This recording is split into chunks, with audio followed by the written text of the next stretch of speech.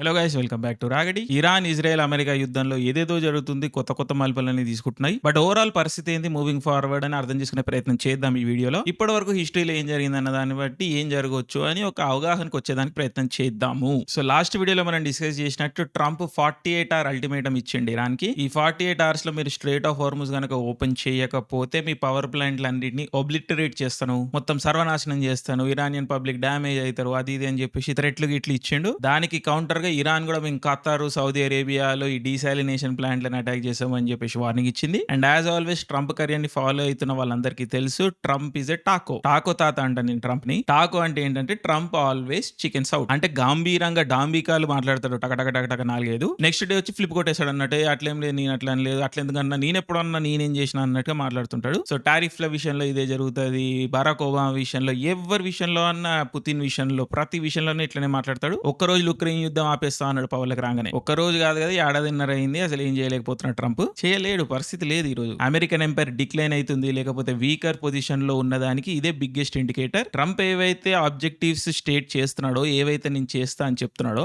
అవి రియాలిటీతో మ్యాచ్ అయితే లేవు. ట్రంప్ ఎక్స్పెక్టేషన్స్ ఏమో అమెరికన్ ఎంపైర్ పీక్ లో ఉన్నప్పుడు ఎక్స్పెక్టేషన్స్ ఉన్నాయి, ఎందుకంటే ట్రంప్ ఇన్ఫర్మేషన్ నాలెడ్జ్ అమెరికా ఇవి చేయగలుగుతుందని అనుకుంటున్నాడు. కానీ ఆన్ గ్రౌండ్ తన ఆర్మీ నుండి, ఎక్స్పర్ట్స్ నుండి వస్తున్న ఫీడ్బ్యాక్, ఈరోజు అమెరికన్ పరిస్థితి ఏంది, అమెరికా దగ్గర ఏమేమి గన్లు మిగిలినాయి, ఏమేమి బాంబులు మిగిలినాయి, అమెరికన్ మిలిటరీ ఏ పరిస్థితిలో ఉన్నది, అమెరికన్ వార్షిప్స్ ఏ సిచ్యువేషన్ లో ఉన్నాయి, అమెరికన్ ఎకానమీ ఏ సిచ్యువేషన్ లో ఉన్నది, అండ్ ఓవరాల్ అమెరికన్ పబ్లిక్ ఏం కోరుకుంటున్నారు, ఇవన్నీ ఫ్యాక్టర్స్ కన్సిడరేషన్ లోకి వచ్చినప్పుడు ట్రంప్ తను అనుకున్నంత పవర్ఫుల్ కాదు అని ఒక రియాలిటీ చిక్ వస్తున్నది ప్రతిసారి. సో అందుకని ఇంకా తప్పని పరిస్థితుల్లో ట్రంప్ ప్రతి మాటని వెనక్కి తీసుకోవాల్సి వస్తున్నది. ఇక ట్రంప్ కామెడీగా మాట్లాడతాడు కాబట్టి టాకో అన్నది కూడా స్టిక్ ఆన్ అయిపోయింది. సో మూవింగ్ ఫార్వర్డ్ మన ఛానల్లో కూడా ట్రంప్ ని టాకో తాత అనే మాట్లాడుతూ ఉంటాం. సో టాకో తాత మళ్ళీ 45 గంటలు వార్నింగ్ ఇచ్చిన తర్వాత ఇరాన్ వాళ్ళు వచ్చి మొత్తం మిడిల్ ఈస్ట్ లో, గల్ఫ్ కంట్రీస్ లో, సున్నీ జీసీసీ కంట్రీస్ లో షేక్ చేస్తాము, వాటర్ అటాక్ చేస్తాము అని వాళ్ళు అల్టిమేటం ఇచ్చారు. So Qatar, Saudi Arabia, Bahrain ఇలాంటి కంట్రీస్ నుంచి ట్రంప్ మీద ప్రెషర్ వచ్చింది. అరే నువ్వు బాగానే ఉన్న అమెరికాలో కూర్చొని గోల్ఫ్ ఆడుకుంటా, మాకు ఇక్కడ ప్యాక్ అవుతుంది,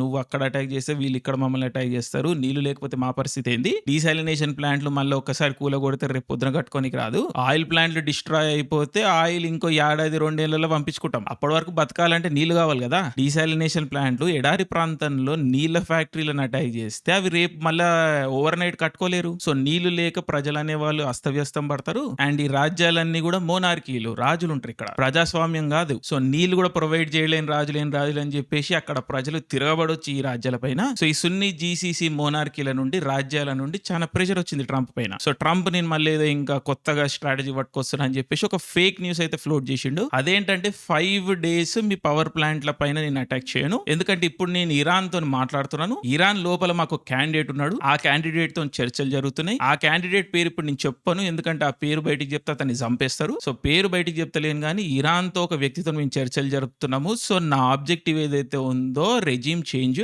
ముల్లా రెజిమ్ ని మార్చాలి అన్న నా ఆబ్జెక్టివ్ అన్నది జస్టిఫై చేస్తూనే ఇప్పుడున్న ఒక రెస్పెక్టెడ్ వ్యక్తితో నేను చర్చలు జరుపుతున్నాను. ఆయన వచ్చేసి మొత్తం టోటల్ ఇరాన్ లో రెజిమ్ చేంజ్ చేసేస్తాడు. ఆ వ్యక్తి ఇరాన్ ప్రజలకు కూడా ఇష్టమే. సో ఈ యుద్ధం అనేది 5 రోజులలో మేము సెటిల్ చేసుకొని టాక్స్ కి వచ్చేసి ఏదో ఒక కంక్లూజన్ కి తెచ్చే ప్రయత్నం చేస్తాము అని చెప్పేసి ట్రంప్ ఒక స్టేట్మెంట్ ఇచ్చాడు. అండ్ మనకు వస్తున్న రూమర్స్ ప్రకారం ట్రంప్ చెబుతున్న ఈ వ్యక్తి ఎవరు అంటే ఇరాన్ పార్లమెంట్ యొక్క స్పీకర్ మొహమ్మద్ బాగేర్ గాలిబాఫ్. ఈ వ్యక్తి అన్నట్టుగా మనకి న్యూస్ వస్తున్నది, ఆ రూమర్స్ వస్తున్నాయి. బట్ ఆ వ్యక్తి వచ్చేసి అసలు నాతో ఎవరు మాట్లాడతలేరు, నాకు సంబంధం లేదంటున్నాడు. అదే విధంగా ఇరానియన్ అఫీషియల్స్ కూడా వచ్చేసి మేము అసలు ట్రంప్ తో చర్చల్లోనే లేము, మేము యుద్ధం గెలుస్తున్నాము. సో యుద్ధం గెలిచే వాళ్ళు చర్చల్లోకి ఎందుకు పార్టిసిపేట్ చేస్తారు, మాకు కొన్ని డిమాండ్స్ ఉన్నాయి, ఆ డిమాండ్స్ నెరవేర్చే వరకు మేము కంప్లీట్ గా చర్చల్లో పాల్గొనమని చెప్పేసి ఇరాన్ నుంచి మనకి స్టేట్మెంట్స్ వస్తున్నాయి. ఇదే క్రమంలో ఇరాన్ కొన్ని డిమాండ్లు కూడా పెట్టింది. అవేంటంటే ఫర్మ్ ఇంటర్నేషనల్ గ్యారంటీస్, అంటే ఇంకా రాను యుఎస్ మళ్ళీ వచ్చి ఇరాన్ లో ఇంటర్ఫియర్ కాకూడదు, అదే విధంగా ఇంకా ఫ్యూచర్ అటాక్లు కూడా చేయకూడదు అని చెప్పేసి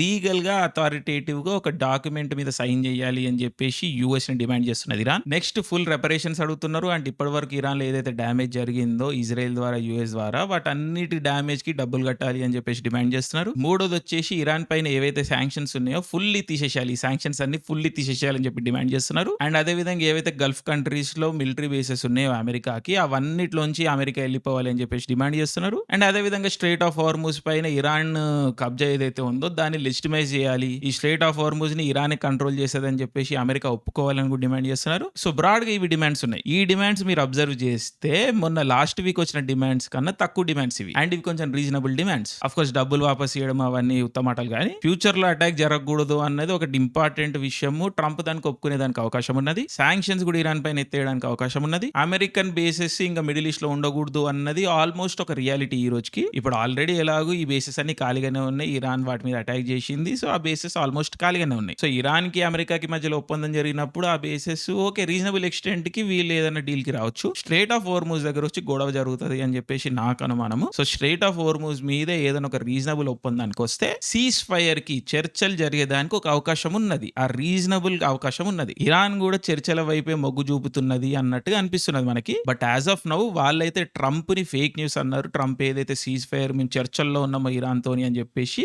అదైతే ఫేక్ న్యూస్ అని చెబుతున్నప్పటికీ కూడా ఇరానియన్ అఫీషియల్స్ వాళ్ళ కొత్త లిస్ట్ ఆఫ్ డిమాండ్స్ ముందు లిస్ట్ ఆఫ్ డిమాండ్స్ కన్నా తక్కువగా ఉండడం, కొంచెం రీజనబుల్ గా ఉండడం అనేది మనం చూసినప్పుడు ఇరాన్ కూడా చర్చలకి రెడీగా ఉన్నది అని ఒక ఇండికేషన్ మనకు వస్తున్నది. సో ఇప్పుడు అమెరికా మోరార్లెస్ క్లియర్ ఉన్నది, ట్రంప్ క్లియర్ ఉన్నది. ఎందుకంటే ట్రంప్ తక్కించిపోయిండు. అరే అమ్మ ఏం యుద్ధం రా ఇది, మొత్తం స్టాక్ మార్కెట్ సంకనాకపోతుంది, American bond market almost crash అయిపోయే సిచ్యువేషన్ ఉన్నది, అమెరికాలో పెట్రోల్ ప్రైసులు పెరిగిపోతున్నాయి, మార్టిగేజ్ ప్రైసెస్ పెరిగిపోయే అవకాశం ఉన్నది. So total civil war like conditions రాబోతున్నాయి అమెరికాలో. దానికి తోటి టెర్రరిస్ట్ అటాక్లు కూడా జరుగుతున్నాయి. Loan wolf attacks almost all over Europe లో అవుతున్నాయి, అమెరికాలో కూడా జరుగుతున్నాయి. ఆఫ్ కోర్స్ ఈ మొత్తం యుద్ధంలో ఆ న్యూస్ బయటకు వస్తలేదు కానీ నేనైతే ఈ లోన్ వుల్ఫ్ టెర్రరిస్ట్ అటాక్స్ ని ట్రాక్ చేస్తున్నాను. సో అమెరికా అండ్ యూరోప్ లో civil war like conditions, social distress అయితే ఖచ్చితంగా ఉన్నది. So internal politics internal situation handle అయితే లేదు. ఇక బయట యుద్ధాలు ఏం చేస్తాము అని చెప్పేసి ట్రంప్ తక్కించిపోయిండు, యూరోప్ తక్కించిపోయి ఉన్నది ఈ రోజు. అండ్ వరల్డ్ వైడ్ కంట్రీస్ అన్ని సఫర్ అవుతున్నాయి. మన కంట్రీలో కూడా మన ప్రైమ్ మినిస్టర్ లాంటి వాళ్ళు వచ్చేసి లాక్డౌన్ పరిస్థితి ఏర్పడే అవకాశం ఉన్నదని మాట్లాడుతున్నారు. అదే విధంగా ఫిలిప్పీన్స్ లాంటి కంట్రీలు అయితే ఎమర్జెన్సీ డిక్లేర్ చేసినాయి, ఎనర్జీ ఎమర్జెన్సీని డిక్లేర్ చేసినాయి. సో వరల్డ్ వైడ్ కంట్రీలు ఎఫెక్ట్ అవుతున్నాయి, మొత్తం ప్రొడక్టివిటీ అన్నది ఆగిపోయింది. సో ఆబ్వియస్లీ రిసెషన్ లోకి ఎంటర్ అయిపోయింది వరల్డ్ ఈ రోజు. సో ట్రంప్ చర్చలకి రెడీగా ఉన్నాడు. ఆల్మోస్ట్ ఇంకా ఇరాన్ విక్టరీ అన్నది ఖాయం అన్నట్టుగానే అనిపిస్తున్నది. అగైన్ మళ్ళీ నేను చెప్పినట్టు యాజ్ మోమెంటరీ, ప్రతిదీ కూడా మొమెంటరీ. ఈ రోజు ఇరాన్ కి మోమెంటరీగా విక్టరీ అన్నది వచ్చినప్పటికీ కూడా America will again enter this area. America will redraw the middle east borders. But మన ఫస్ట్ వీడియోలో చెప్పినట్టు క్రిస్టియన్ ఆయిల్, ముస్లిం ఆయిల్ అన్న కాన్సెప్ట్ లో మనం మాట్లాడుకున్నప్పుడు అమెరికా ఈ రోజు ఎకనామికలీ చాలా వర్స్ట్ పొజిషన్ లో ఉంది. సో అమెరికా ఈ రోజు తనని తాను రీబిల్డ్ చేసుకోవడానికి మిడిల్ ఈస్ట్ ఎగ్జిట్ అవుతుంది అని చెప్పేసి నేను ఆ వీడియోలో క్లియర్ గా మెన్షన్ చేసినాను. అదే ఈ రోజు ప్లే అవుట్ అవుతున్నట్టుగా అనిపిస్తున్నది. సో ఈ రోజు మనం వార్ ప్రక్రియ ప్రకారం చూసుకుంటే ఇరాన్ చాలా సివియర్ డ్యామేజ్ తీసుకున్నది. కానీ ఇరాన్ రెజీమ్ ఏదైతే ఉన్నదో ముల్లా regime backed by the IRGC వాళ్ళు టెక్నికల్లీ నిలబడ్డారు. వాళ్ళ లీడర్లు చచ్చిపోయారు, చాలా డ్యామేజ్ తీసుకున్నారు, ప్రజలు సఫర్ అయ్యారు, ఇన్ఫ్రాస్ట్రక్చర్ కంట్రీ మొత్తం డ్యామేజ్ అయింది. బట్ అయినప్పటికీ కూడా నిలబడ్డరాళ్ళు ఫైట్ బ్యాక్ చేసిర్రు. సో ఏదైతే Trump the Israel the stated mission ఉండేనో ఇక్కడ రెజీమ్ చేంజ్ చేయాలి అని, ఆ మిషన్ అన్నది ఫస్ట్ ప్రైమరీ స్టేటెడ్ మిషన్ అన్నది ఇప్పుడు మనకు కంప్లీట్ అవుతున్నట్టుగా అనిపిస్తలేదు. కాబట్టి ఈ రోజు టాక్టికల్ విక్టరీ ఇరాన్దే. ఈ ఫిబ్రవరి మార్చ్ యుద్ధం ఏదైతే ఉందో దీని పేరు ఏం పెడతారో మరి చూడాలి మనము. ఈ రౌండ్ అయితే ఇరానే గెలుస్తున్నది, అది ఆల్మోస్ట్ క్లియర్ అయిపోయింది మనకి. బట్ ఈ మొత్తం ప్రాసెస్ లో ఇజ్రాయెల్ అన్నది ఇంకా ఒప్పుకుంటలేదు, ఇంకా టేబుల్ పైనకి వస్తలేదు. ఎందుకంటే ఈ రీజన్ లో మిడిల్ ఈస్ట్ లో ఇజ్రాయెల్ కి ఎగ్జిస్టెన్షియల్ థ్రెట్ ఏదన్నా ఉంది అంటే అది ఇరాన్. సో ఇరాన్ లో అదే ముల్లా రెజిమ్ కంటిన్యూ అవ్వడం ఇజ్రాయెల్ కి ఇష్టం ఉండదు ఎప్పటికైనా. బట్ ఇరాన్ ని ఎంతో కొంత దెబ్బతీసింది కాబట్టి మోమెంటరీగా ఇంకో 1-2 ఇయర్స్ వరకు మళ్ళీ సీజ్ ఫైర్ కి ఇజ్రాయెల్ ఒప్పుకోవచ్చు. బట్ ఈ సీజ్ ఫైర్ కి ముందు ఇజ్రాయెల్ ఇంకొక యుద్ధం చేస్తున్నది, అది లెబనాన్ తోని. లెబనాన్ లో సౌత్ లెబనాన్ రీజన్ ఏదైతే ఉంటుందో, ఎక్కడైతే హెజ్బొల్లా ఉంటుందో అక్కడ మెల్లగా ఇజ్రాయెల్ కబ్జా చేసుకుంటూ వస్తున్నది ల్యాండ్ ని. సో మనం మ్యాప్ చూసుకున్నప్పుడు మ్యాప్ అనేది ఎప్పుడైనా ఇంపార్టెంట్. ఈ మొత్తం రీజన్ మనం అర్థం చేసుకోవాలంటే మ్యాప్లు చూసుకోవాలి ఫస్ట్. సో ఇజ్రాయెల్ మీద లెబనాన్ ఉంటది. సో సౌత్ లెబనాన్ ని కబ్జా చేయాలని ఇజ్రాయెల్ కన్ను ఎప్పటి నుంచో ఉన్నది దానిపైన. ఇది గ్రేటర్ ఇజ్రాయెల్ ప్రాజెక్ట్ కిందకి వస్తుంది. గ్రేటర్ ఇజ్రాయెల్ ప్రాజెక్ట్ వీడియో మనం సపరేట్ గా చేద్దాం. But for now south Lebanon ని కబ్జా చేయాలనేది ఇజ్రాయెల్ ఎప్పటి నుంచో అజెండా. అండ్ ఈ సౌత్ లెబనాన్ లోనే హెజ్బొల్లా అనేది ఉంటది. హెజ్బొల్లా అనే ఒక టెర్రరిస్ట్ ఆర్గనైజేషన్. హెజ్బొల్లా నడిపించేది కూడా ఇరాన్. ఐ మీన్ హెజ్బొల్లాని బ్యాక్ చేసి వాళ్ళకి డబ్బులు, అమ్యునిషన్స్, మిజైల్లు ఇచ్చేది ఇరాన్. సో లాస్ట్ 2-3 వీక్స్ నుండి హెజ్బొల్లా కూడా ఇజ్రాయెల్ పైన దాడి చేస్తా ఉన్నది, మిజైల్ దాడి చేస్తా ఉన్నది. సో దీ కారణం చెప్పుకొని ఇక్కడ ఇరాన్ సైడ్ ఎట్లాగో వార్ జరుగుతూనే ఉన్నది. బట్ మెల్లగా ఇజ్రాయెల్ ఇజ్రాయెల్ మీద లెబనాన్ ని కూడా కబ్జా చేయడం స్టార్ట్ చేసింది. లితాని రివర్ అని ఒక రివర్ ఉంటది. ఆ రివర్ వరకు బార్డర్ మాది, ఈ ఏరియాని మేము కంట్రోల్ చేస్తామని చెప్పేసి ఇజ్రాయెల్ బేసికలీ అల్టిమేటం ఇచ్చింది. అదే విధంగా లెబనాన్ ప్రభుత్వం మీద కూడా ప్రెషర్ పెడుతున్నది. ఇంకా లెబనాన్ ప్రభుత్వం హెజ్బొల్లాతో తకాయించిపోయింది. హెజ్బొల్లా అనేది ఒక టెర్రరిస్ట్ ఆర్గనైజేషన్, కానీ వాళ్ళు చాలా పవర్ఫుల్ అన్నమాట విత్ ఇన్ లెబనాన్. సో హెజ్బొల్లాతో తకాయించిపోయి ఉన్నారు, ఇరాన్ తో తకాయించిపోయి ఉన్నారు లెబనాన్ ప్రభుత్వం, ఇంకా ఇజ్రాయెల్ తో తకాయించిపోయినారు. సో ఇంకా గివ్ అప్ ఇచ్చేసి అసలు ఇది నా సంబంధం కాదని చెప్పేసి జనాలని ఈ ఏరియాని ఖాళీ చేయమని లెబనాన్ ప్రభుత్వం చెప్పింది. అయినప్పటికీ కూడా 25,000 పీపుల్ ఏమో ఉన్నారంటే ఈ ఏరియాలో. వాళ్ళ పరిస్థితి ఏందో మరి చూడాలి మనం రాను. సో లెబనాన్ ఈ ప్రాసెస్ లోనే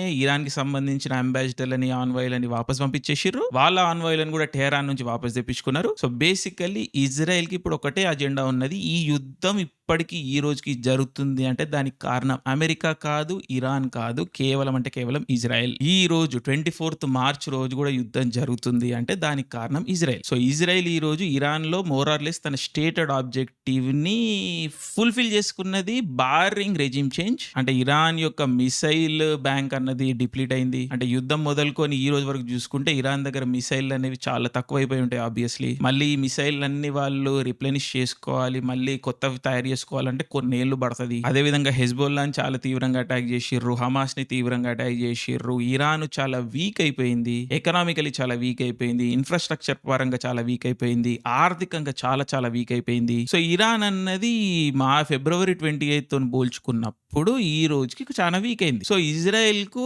ఓకే, అదొక acceptable deal. Of course Iran లో రెజిమ్ చేంజ్ అన్నది అల్టిమేట్ డ్రీమ్ ఇజ్రాయెల్ కి, కానీ అది జరుగుతలేదు కాబట్టి ఇరాన్ ఈస్ ఫైటింగ్ బ్యాక్. కాబట్టి అది జరగని పరిస్థితుల్లో ఈ రోజు ఏదైతే ఇరాన్ పొజిషన్ లో ఉందో, అంటే ఇరాన్ ఈ రోజు ఏ పొజిషన్ లో ఉందో ఆ పొజిషన్ యాక్సెప్టబుల్ ఇజ్రాయెల్ కి. సో రేపు పొద్దున సీజ్ ఫైర్ జరిగినప్పటికీ, చర్చలకు ఒప్పుకున్నప్పటికీ ఇజ్రాయెల్ ఈ గ్యాప్ లో సౌత్ లెబనాన్ కబ్జా చేసేసాము అని చెప్పేసి ఇంకొన్ని రోజులు, ఇంకో 2-3 days ఆర్ 1 week ఈ చర్చలని వాయిదా వేసే ప్రక్రియ చేస్తున్నది ఇజ్రాయెల్. సో ఈ గ్యాప్ లో సౌత్ లెబనాన్ ని కబ్జా పెడదాము, గ్రేటర్ ఇజ్రాయెల్ ప్రాజెక్ట్ ని ఇంకొంచెం ఇంప్లిమెంట్ చేద్దాం, ముందుకు తీసుకుపోదాము అని చెప్పేసి ఇజ్రాయెల్ తీవ్ర ప్రయత్నాలు చేస్తున్నది. అండ్ వాళ్ళు సక్సీడ్ అవుతారని అనుకుంటున్నాను more or less. So yes, Israel is trying to occupy South Lebanon up to the Litani river. ఈ ఏరియాని మేము ప్రొటెక్ట్ చేసామని చెప్తారు, బట్ బేసికలీ కబ్జా పెడుతురు జాగని. మెల్లగా గాజాని కబ్జా పెడుతుర్రు, మెల్లగా వెస్ట్ బ్యాంక్ ని కబ్జా పెడుతుర్రు. సో ఇక్కడ ఉన్న ప్రజల్ని మరి తీసుకెళ్లేదు ఎడార్లో రీహాబిలిటేట్ చేసామని చెప్తున్నారు. సో ఇజ్రాయెల్ లో expansion is continuing. So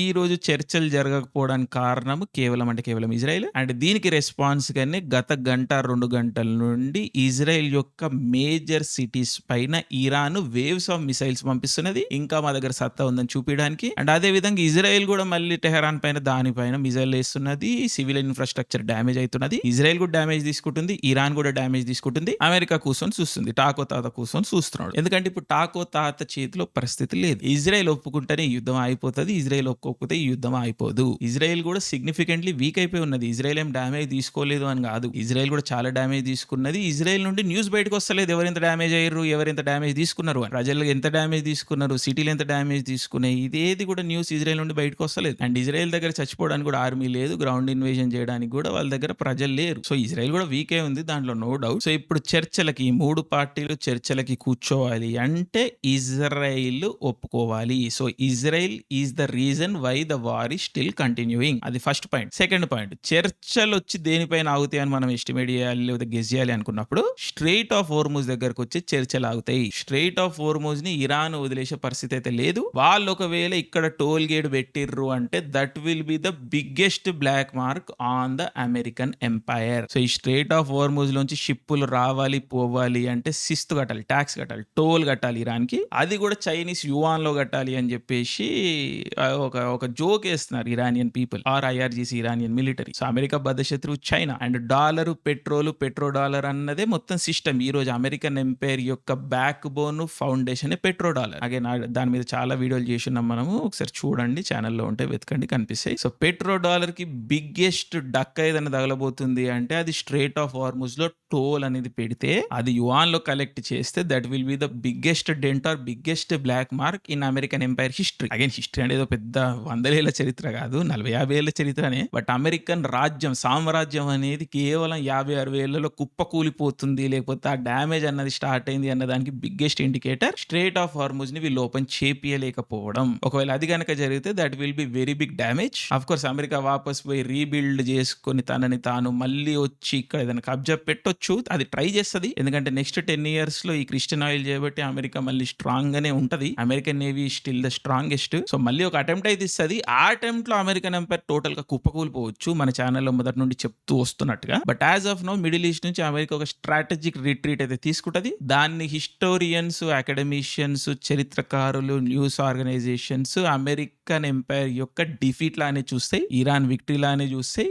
Iran damage తీసుకున్నది, అమెరికా డ్యామేజ్ తీసుకున్నది. కానీ ఇరాన్ రాజ్యం నిలబడ్డది కాబట్టి, ఇరాన్లో రెజీమ్ అన్నది నిలబడ్డది కాబట్టి ఇరానే యుద్ధాన్ని గెలిచింది అన్నట్టుగా చరిత్రకారులు గుర్తుపెట్టుకుంటారు. సో చూద్దాం మనం అది ఎటు పోతుంది. స్ట్రేట్ ఆఫ్ హార్మూజ్ దగ్గర వచ్చి టోటల్ ముచ్చట అవుతుంది అన్నది నా guess. So straight of Hormuz చేయబట్టి ఈ యుద్ధం ఇంకా సాగొచ్చు. బేసికలీ ఈరోజు ఇరాన్, ఇజ్రాయెల్, అమెరికా చర్చలు ఎందుకు చేయట్లేదు, ఈ రోజుకి ఈ రోజు ఎందుకు చేయట్లేదు అంటే దానికి కారణం ఇజ్రాయెల్ ఇప్పుడు లెబనాన్ని, సౌత్ లెబనాన్ని కబ్జా చేయడంలో బిజీ ఉన్నది. అది ఇంకొన్ని రోజులలో ఫినిష్ అయిపోతుంది. సో ఆ రోజు ఈ 3 కంట్రీస్ చర్చలకు కూర్చున్నప్పుడు టోటల్ ముచ్చట స్ట్రేట్ ఆఫ్ హార్మూజ్ దగ్గరకు చావుతుంది. ఇరాన్ యుద్ధం గెలిచింది కాబట్టి వాళ్ళు ఎందుకు ఒప్పుకుంటారు, వాళ్ళు గెలిచిన ప్లేస్ ని తీసేసుకోవడానికి. సో ఏదో లెవెల్లో వాళ్ళు ట్యాక్స్, టోలు అనేది పెడతారు స్ట్రేట్ ఆఫ్ హార్మూజ్ లోంచి వెళ్లే షిప్లకి. సో స్ట్రేట్ ఆఫ్ హార్మూజ్ ని ఓపెన్ చేపియలేని అమెరికన్ సామ్రాజ్యం ఇంకేం పవర్ఫుల్ మిగిలింది దానికి, ఇంకేం పవర్ మిగిలింది దానికి అన్న ఒక చర్చ అన్న స్టార్ట్ అవుతుంది. ఈ విషయాన్ని ట్రంప్ ఏ విధంగా జస్టిఫై చేస్తాడు, ఏ విధంగా కప్పిపుచ్చడానికి చూస్తాడు అన్నది that we will have to wait and see. అది చాలా కామెడీ ఉంటది. బట్ మనం డే 1 నుంచి ఏదైతే చెప్తూ వస్తున్నామో మిడిల్ ఈస్ట్ లోంచి మెల్లమెల్లగా అమెరికన్ ప్రెజెన్స్ అన్నది తగ్గుతుంది, ఇజ్రాయెల్ ప్రెజెన్స్ అనేది పెరుగుతుంది. సో పేరుకి ఈ రోజు యుద్ధము, చరిత్రకారులు యుద్ధం గెలిచింది ఇరాన్ అని చెప్తున్నప్పటికీ కూడా నెక్స్ట్ 30-40 years విజన్ మనం చూసుకున్నప్పుడు Israel is winning the regional war. Day 1 కి ఈ రోజుకి ఇజ్రాయెల్ ల్యాండ్ అన్నది ఎక్స్పాండ్ అయింది. సౌత్ లెబనాన్ని కబ్జా పెడుతున్నారు, గాజాని మెల్ల క్లియర్ అవుట్ చేస్తున్నారు, వెస్ట్ బ్యాంక్ ని కంట్రోల్లో పెడుతున్నారు, హెజ్బొల్లాని తక్కువ చేస్తున్నారు. ఇక మిగిలిన జీసీసీ కంట్రీస్ అన్ని కూడా వీక్ అయిపోయినాయి. సౌదీ అరేబియా అనేది ఈ రోజు ఆల్మోస్ట్ ఒక సెకండరీ ప్లేయర్ అయిపోయింది. So Israel is winning the region. Long term లో గుర్తుపెట్టుకోండి, never ever forget this. So greater Israel project is definitely under way. Next Israel target టర్కీనే ఉంటది. ఇరాన్ తో యుద్ధం అన్నది ఈ రోజు ఈ నెలలో గనక వీళ్ళు ఏదైనా అగ్రిమెంట్ చేసుకున్నప్పటికీ కూడా అది జస్ట్ ఒక పాస్, అది జస్ట్ ఒక స్టాప్ గ్యాప్ మాత్రమే. నెక్స్ట్ 1-2 years లో Israel will again attack Iran ఈ రోజు గెలిచింది అని చెప్పేసి ఆర్టికల్ పబ్లిష్ అయితే దట్స్ ఫైన్. ఇరాన్ రెజీమ్ అన్నది స్ట్రాంగ్ బ్యాటిల్ చూపించింది, వాళ్ళు ప్రిపేర్ అయి ఉన్నారు, నిలబడ్డారు. డ్యామేజ్ తీసుకున్నప్పటికీ కూడా నేమ్ ఆ పేరుకి నిలబడ్డారు. సో వాళ్ళు గెలిచిర్రు అని చెప్పేసి మనకు ఆర్టికల్ అవన్నీ పబ్లిష్ అయితే, కానీ never ever forget Israel is the bigger dog in this reason. Israel is winning the war. ఈ రీజన్ లోంచి అమెరికాది స్ట్రాటజిక్ రిట్రీట్ అనేది కనిపిస్తుంది మనకి. ఒక నెక్స్ట్ మళ్ళీ అమెరికా కంబ్యాక్ చేయడానికి చూస్తుంది ఈ రీజన్ లో. కానీ ఆ యుద్ధం ఆ టైంలో అమెరికా అనేది గెలిస్తే అమెరికా సామ్రాజ్యం నిలబడుతుంది, లేకపోతే అమెరికా సామ్రాజ్యం కుప్పకూలిపోతుంది. అమెరికన్ సామ్రాజ్యం కుప్పకూలిపోతుంది అని చెప్పేసి మన culture station Telugu channel start చేసినప్పటి నుంచి నేను మాట్లాడుతున్నాను. ఇది నా అందాజ, నా estimate. Again I'm not an expert, but ఇది జరుగుతుంది. డెసిషన్స్ ఆ విధంగా అనిపిస్తున్నాయి మనకి హిస్టారికల్ పర్స్పెక్టివ్ నుంచి చూసుకున్నప్పుడు. అవి ఏంటి అని కూడా మనం సెపరేట్ వీడియోలో ఏదైనా ట్యాకిల్ చేద్దాము. బట్ దిస్ ఈజ్ మై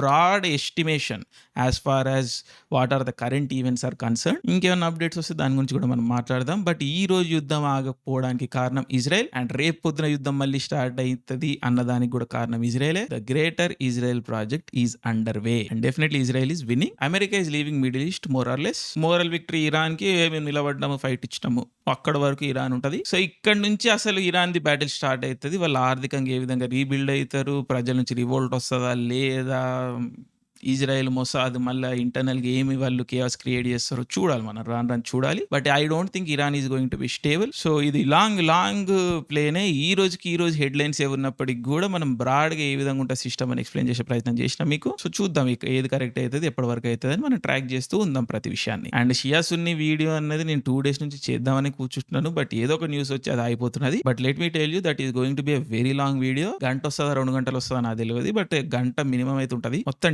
డీటెయిల్‌గా చెప్పదలుచుకున్నా నేను అన్ని విషయాల్ని. మళ్ళీ అదొక రెఫరెన్స్ లాగా ఉంటది. మీకు ఫ్యూచర్‌లో కూడా ఏదైనా డౌట్ వచ్చినా గాని టక్కున ఎళ్లి మీరు చూసుకోవచ్చు. So, please wait. మోస్ట్‌లీ 1, 2 డేస్‌లో ఆ వీడియో వచ్చేస్తది. It's going to be a long one. So, ఈ వీడియోస్ చూసే వాళ్ళందరికీ, మన ఆడియన్స్‌కి మన వీడియోస్ గనుక నచ్చితే ప్లీజ్ తప్పకుండా లైక్ చేయండి. ఛానెల్‌ని సబ్స్క్రైబ్ చేసుకోండి. కామెంట్ చేయండి. మీకేం వీడియోలు కావాలో చెప్పండి. ఇంకేమైనా ఇంప్రూవ్‌మెంట్స్ ఉంటే చెప్పండి. నా మీద ఏమైనా క్రిటిసిజమ్స్ ఉంటే చెప్పండి. నేను ఎక్కడైనా తప్పు అనిపిస్తే చెప్పండి. నేను కూడా ఇంప్రూవ్ అయితాను. సో, కింద హైప్ ఉంటది. ఆ హైప్ బటన్ కూడా నొక్కండి. మీకు వీడియోస్ అగైన్ నచ్చితే. So, I am trying to do my best within the means that I have. So, చూద్దాం. ఈ రోజుకైతే ఇది అప్డేట్. So, yes.